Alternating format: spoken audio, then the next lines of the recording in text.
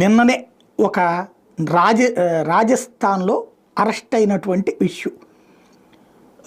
అక్కడ ఉన్నటువంటి సొహైల్ అనేవాడు తో పాటుగా వాడికి సహకరించినటువంటి మిత్రుల్ని కొంతమందిని అరెస్ట్ చేశారు.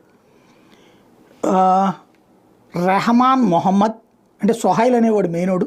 రెహమాన్ మొహమ్మద్ 20 ఏళ్ళు, సొహైల్ మన్సూరి 19 ఏళ్ళు, లుక్మన్ 20 ఏళ్ళు, అర్మాన్ పఠాన్ 19 ఏళ్ళు, సాహిల్ కురేషి 19 ఏళ్ళు. వీళ్ళు చేసినటువంటిది ఏంటంటే ఈ మధ్యకాలంలో కొత్తగా పెరుగుతున్నటువంటిది.